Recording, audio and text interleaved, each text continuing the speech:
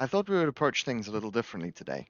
A lot of these videos are focused on how CAD is managed in these platforms, but today we're going to wear our project manager hats and we're going to look at some of the tools and features that a non-CAD focused user might use to manage projects inside of Autodesk Upchain. Before we dive into any specifics of working with Upchain as a project manager, let's talk about how PLM products as a whole and project management integrate and why it's so helpful to project management. Engineering companies as a whole like to silo themselves off to various different departments, if this is procurement, manufacturing, quality, etc. They all have their own functions and roles inside of the company, and they send information to each other via various different means. They might be sending an email with a file attached to it. They might be sending a file via Dropbox, or they might have a file explorer or a network folder share where they can work collaboratively on drawings. Now, invariably, this tends to lead to people maybe not having the latest information, having the incorrect information, or having out of date information. So this is where PLM products are really, really useful because it allows us to go and take all of these processes that exist outside of our design work and turn them into a collaborative function. So Autodesk PLM includes Upchain and Fusion Manage. Now that's two products really in there, but the idea behind both of them is to take these processes that exist individually and turn them into a more collaborative process so that we end up with a single source of truth where all of the information that is required to do any of these functions is available to everyone who needs it. Another benefit of PLM software is noticing problems and changes earlier so that we can correct them beforehand, because the later those changes occur in the life cycle of our project, the higher it's going to cost us to go and make those changes. So we have the typical practice, the throw it over the wall approach. So there's no feedback on early development, and all of the downstream functions just kind of happen after the engineering is done with the design. I've worked with a lot of engineering companies that have had this approach, and it doesn't tend to end well because, once again, they might not have spotted all of the problems that some of the other departments or have already noticed. So they go ahead, give the design over to the rest of the departments, and we start seeing that there's issues with that particular design. Now we have to deal with those changes at a later point in the development lifecycle, which means they're going to be a higher cost in order to correct them. By moving those same departments into the development process from the concept and design stage, we can see those same people being involved earlier, which means that they will spot those same errors earlier in that development process so that we don't get to prototype or handoff without any problems being noticed. This means that we cumulatively have lower costs in correcting our changes just by integrating these departments earlier in the process. So PLM software gives us the ability to have a connected product development environment where all of these departments and all of these processes can exist inside of one integrated single source of truth, as Autodesk likes to say. So this allows us to follow our designs and our projects all the way from conceptualization through to delivery. So now we can get started with some of the more typical things that a project administrator or project manager, or at least a lead designer with the project manager hat on, might need to accomplish inside of Upchain in order to start using these lovely tools for our projects. We need to actually create a project. Okay, so let's dive into Upchain now. Inside of Upchain, I've got my main interface, and I can go right up at the top on my home page and click on Create Project. Now this is going to give me a list of templates that I've got available to me. Notice I've got some ones which I've created here, but we're going to be using one of the default ones today, this design project one. Now inside of here, you will see that I can select from other templates here. I don't have any configured right now, so don't worry about that. And we've got a project number, which by default is set to automatically number itself. You will notice those numbers on the left-hand side of my screen there. I need to give this project a name, so let's give it a name. And we can give it a unique identifier. Now, each project is identified by 4 characters. This makes it different from the other projects just because of those 4 characters. And then you can have project names with the same name, but they will have a unique identifier and a different number for each of them. So in this case, let's go with that. and we can give a description for this if we'd like to fill out the description for this particular project. We can select which customer this project is going to be for if they're listed as a customer. And we would be able to select our workflow if we had any others to select from, and any parent projects if we had any to select from. Once I've filled all of this out, I can go ahead and click Create, and this will go and create our project for us. Now it's taken me into this particular project. You can tell it's this one here. There we go. And I then have my home page for this particular project with any tasks that need to be completed being displayed over here, all of the project management information being here, and we can see progress down the bottom. Now, because we haven't added anything in here, it's pretty blank. It's an empty project. This is the default starting point for us to start working with this. So now that we've created our project, we need to set it up with the configuration that this project is going to run with. And that needs to have the correct teams added to it, members associated to it, and it actually to be initiated. So if we go to the bottom left-hand corner of the screen where we can see project settings, you can see in here, we have an area where we can add members, teams, divisions, and suppliers. Now in this particular tenant, I don't have any divisions or suppliers set up, so we're going to stick with teams and members for now. So I'm going to go ahead and click on Teams and add some teams to this particular project.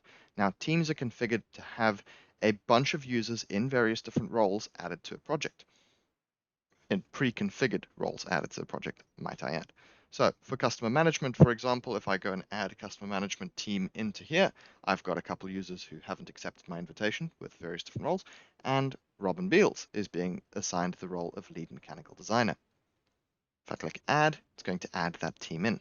If I then go and click Add Team again, this is going to give me the chance to go and add under MFG Tech the following roles. And you can see this is going to add in these two. So for any roles that aren't covered by these teams that I've already gone and added, I can go ahead and add members directly. Now you can see I'm in here twice, one as a project manager and one as a customer. And I can then go and add other members as well. So let's say, for example, I now want to have a reviewer or someone who's going to be let's look at quality management. Who's in charge of quality management? Oh, Cam can do that one. Cam. Fantastic. We can go and click OK. And now Cam is going to be given the role of quality manager as well as his role inside of MFG Tech team as mechanical designer. So he's now in charge of that. So you can see multiple people, people can have multiple roles, is what I'm trying to say. Right. So now that we've done that, we can change the privacy of our various different projects. Now it is by default is set to private because it is not yet active. So no one will be able to find this particular project until it has been activated. So in order to activate this project, we need to click on Start Workflow. Now when we do this, it's going to start this particular project and we can continue to add to it from here. There we go. So the project status is now at a draft state, and you can see Activate Project is next. But before we go there, we need to head to our next topic. Now that we've created our project, we can actually start assigning some tasks to it. This is going to allow us to track how far we are in this project and work collaboratively better with notifications, etc. So let's jump back into Upchain, and you can see that we have a tab on the left-hand side called Project Management. If I go and click on that, it'll take me into the Upchain project management environment where I can go and add various different tasks. So let's go and add one here now. Click Add and Task, and you can see we've got a workflow choice here. By default, it's an activity task workflow or a design review. We're going to stick with activity task workflow for now. And we need to go ahead and give this a name for this particular task. So let's go and say load documentation. Now, when I'm assigning it to a user, I get to choose whether I'd like to assign it to a team, in which case anyone in that team can choose to take on this particular task. We can assign it directly to users, so the users that have been added to myself and Cameron, and we also got some roles. So if we assign it to a role, anyone with that particular role will be able to inherit that particular task for them to go and complete. In my case, because this is a project management role, I'm going to go ahead and select myself, and the constraint type will allow us to change how this particular task behaves with its relationship to other tasks in the Gantt chart itself. And we can then go and add a short description about what this particular task is to do.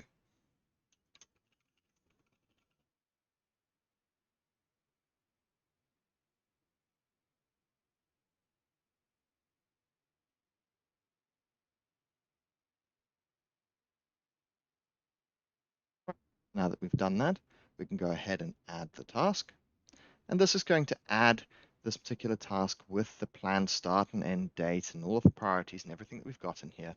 We can see any documents that might be associated with this, and we can actually go and add documents associated with this. And if we had any items associated to this, we could go and add items to this as well. So if you're creating, say, for example, fix part X, you can go and add part X as an item into this particular task so that the person who's receiving this notification knows exactly what it's referring to.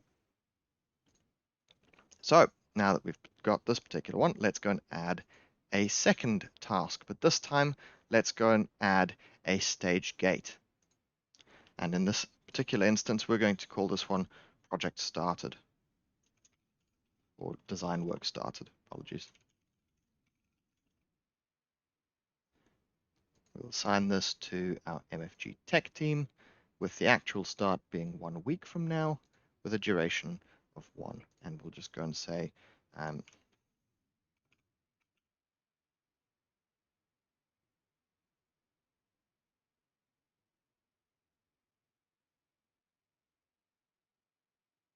go. And we click add stage gate, and this is going to give us our Gantt chart, or the second task added to our Gantt chart. We can close this, and this is also going to allow us to go and connect these two. If we wanted to, we could go and connect these two like so, and this means that this cannot be completed until that one is. Right, so like so, we can go and build a Gantt chart. I'm just working with a bare framework here, but you can add as much as you'd like to go and manage this particular project effectively. And now that we've done that and we've added our projects to this particular tasks to this project, we can go back to our settings page and we can go ahead and initiate this project. So we can now go and click activate project, and this project will now go live. It's no longer draft, it's actually going to be active. There we go. There's our project now active. So this is everything that we would need to complete in order for our designers to start adding CAD data to this particular project. So from this point, our designers will be able to add any CAD data that they might like. We would be able to control tasks and communicate effectively within Upchain, but that is a story for another video. We're focused on the project management aspect of Upchain in this particular video. So we're going to jump ahead to our next section. Now we're going to take a look at viewing and interacting with CAD data inside of Upchain. Even though you might not be the person who put the CAD data inside of a project, you might need to interact with it to view it, have a look at it, see if it's correct or not, maybe measure something, or actually provide what's called a markup for someone else to be able to see exactly what the problem is. So let's dive into Upchain and give this a whirl. So I've changed over to one of my other projects because this one actually has some CAD data in it. And I'm going to go across to the Bill of Material tab over here. And inside of there, you will see there's a bill of material, which I can expand further and further till I can see all of the parts inside of this. Now, if I go and click on one of these, it's going to give me some information on this side about what that contains. You can see those same two sub-assemblies that we had over there, except this one can expand. And then you can see it's exactly the same as what we had. Right, so now if we wanted to view this particular one, we could click on that and it will open up this details pane. Now this details pane has all of the information about this particular item. So you can see that we've got some tabs over here. The details one over here gives me all of the details, any properties, etc., any common attributes that might be in there, any custom attributes that might be in there. I can also have a look at any business processes that might be associated with it. More on this in a second. And we've got any associated documents or linked documents, any CAD attributes in terms of center of gravities, that sort of thing, any categorization that might have been done for this particular part, the history of this particular file, and you can see who's been modifying it when, so you've got a full history tree of this particular item. Any where used, you can see where this particular item might be used. This one exists inside of the top level coffee table project. And we can do some compares or some supplier information or linked items as well. And we're not going to be touching on too much of that in this particular video, but what we are going to be looking at is viewing this. So I could click on this and it would open up a view of it, or I could go and click on these three dots next to the item I want to view, and there's a view option in here for either model or drawing. Now, if I click on model, it'll open up the 3D model for me to go ahead and view. And if I click on the drawing one, it's going to go ahead and open up the drawing for me to go and have a look at the drawing that's been done of this item, if there is a drawing. In this case, there is. So let's start with the model one.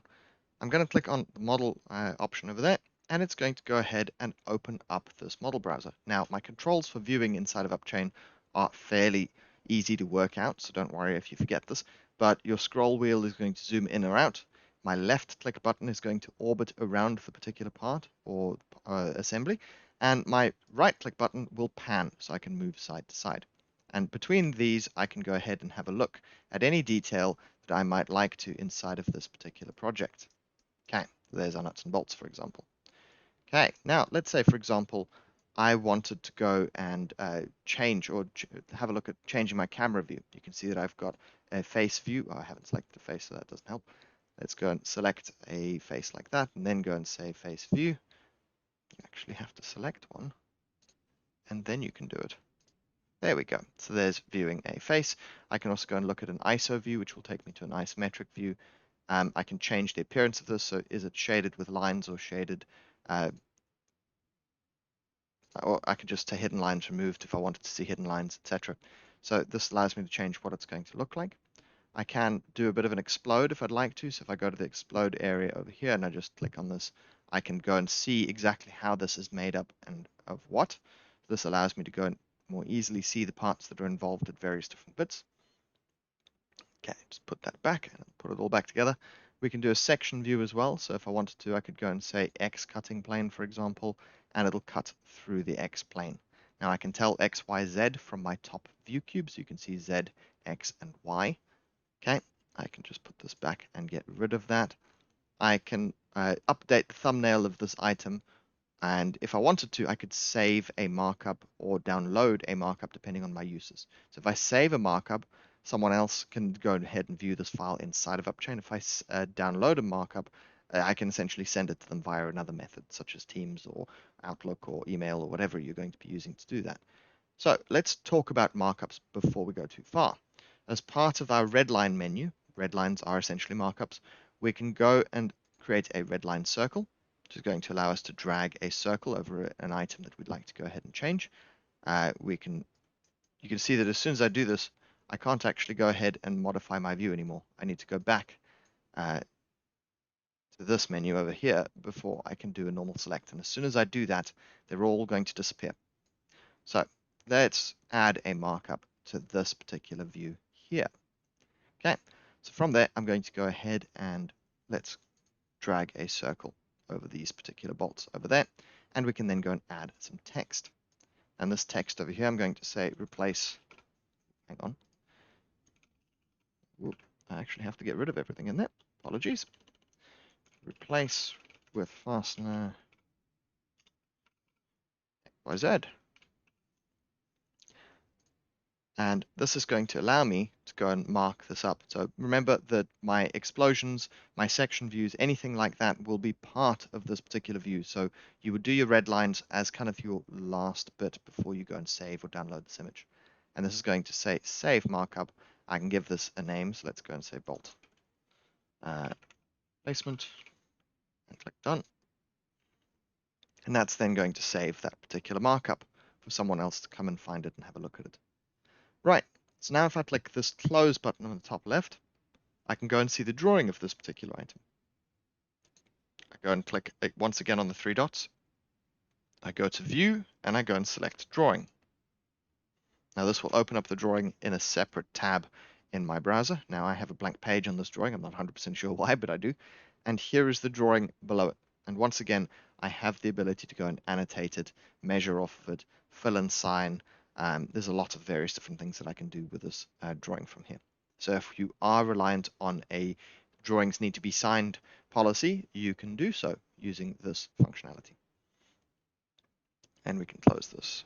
One thing I did forget to show you, if we go ahead and open up our 3D model once again, if we wanted to go ahead and measure something off of this, I can go ahead and use, where's my measure tools gone? What's going on here? There we go.